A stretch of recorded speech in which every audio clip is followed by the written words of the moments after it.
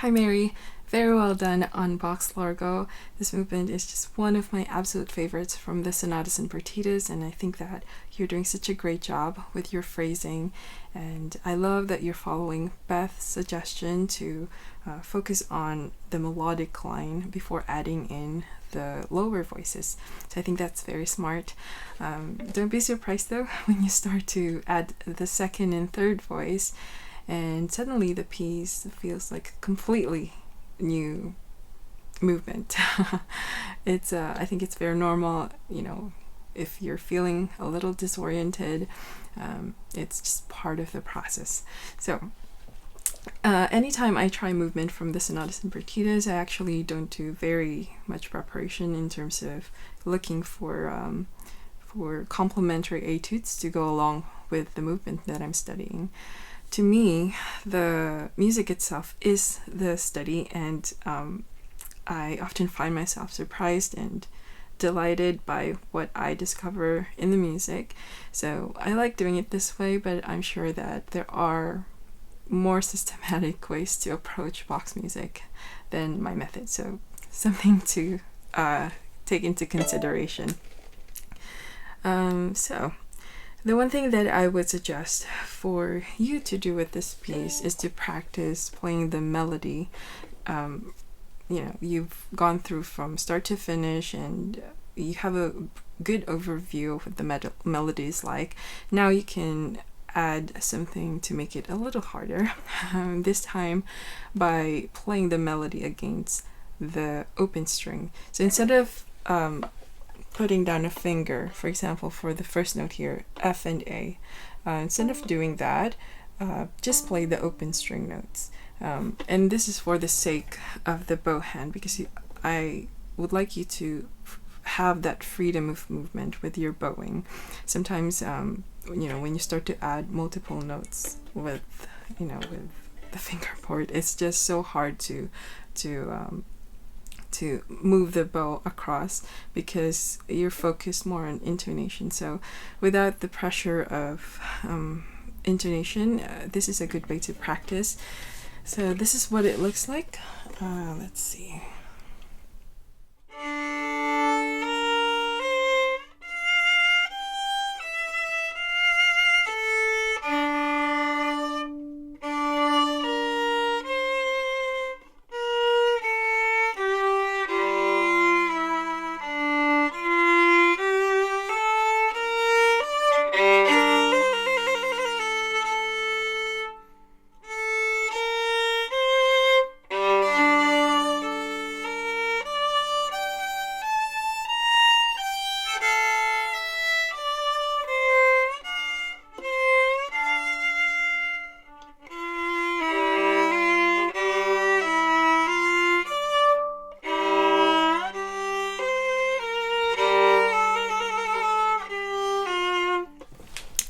It sounds very unclean at the moment because I haven't practiced this for a long time, but I hope you get the idea. So anytime you see double stops or a chord, instead of putting a finger down, just play the open string note that it's on. And then once you've done that, you can go back and isolate those double stops and chords and just focus on intonation this time. So for example, F and A.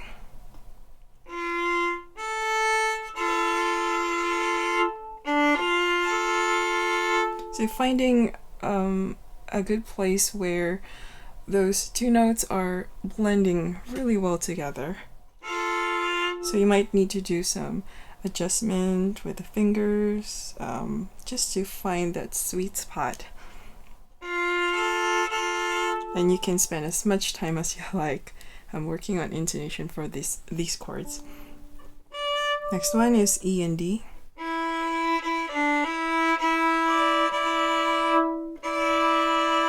Next one is D and F. And then this one with the trill, so C, E, and B flat. You can see my fingering position is very, very turned under the instrument.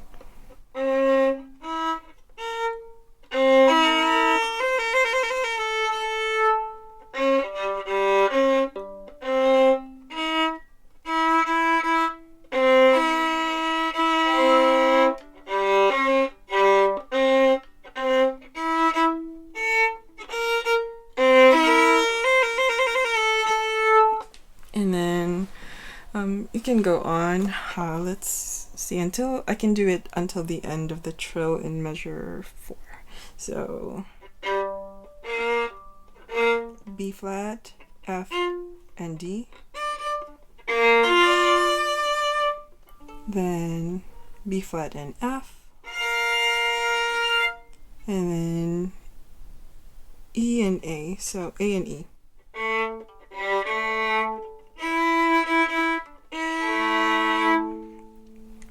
What else? So B flat and G.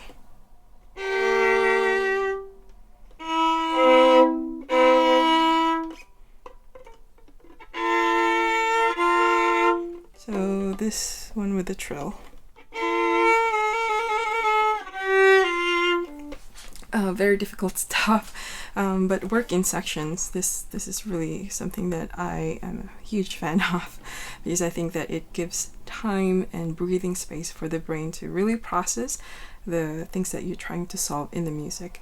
So once you've played the melody against the open string notes and you've done the hard work that needs to be put in for tuning the double stops and the chords, then you can go back and try to stitch them all together and see how you feel with your fingers, and get used to this new type of way of playing the music, because this is very different from just playing one note at a time with one string. And yeah, so let's see how it feels under the hand now that we've done all of that work.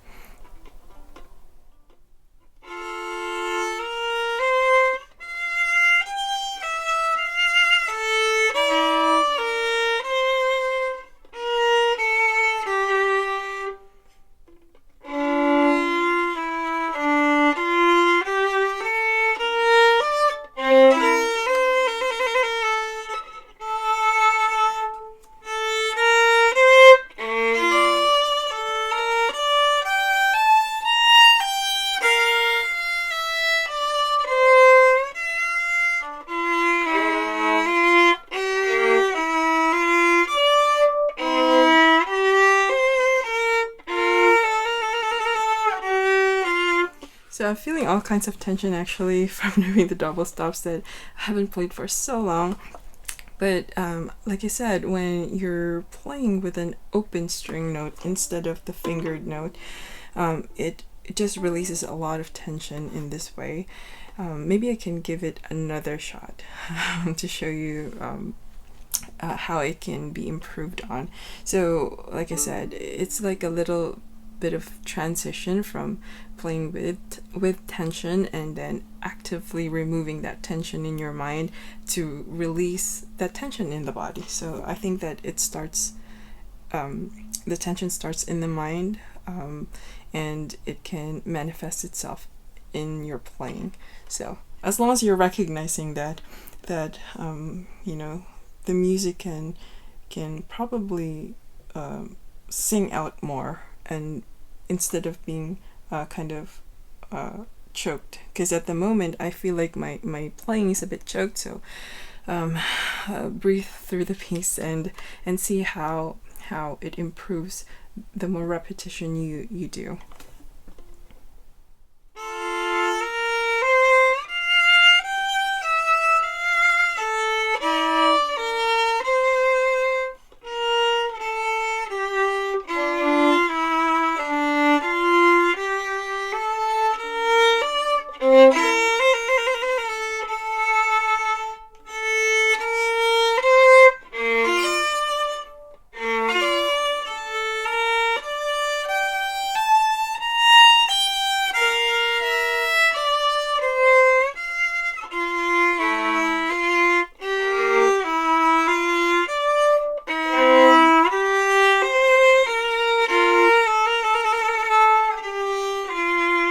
Still quite a bit of tension that I'm feeling, but I feel like I'm opening up more with my bow, and that's a good sign. So I hope this video helps.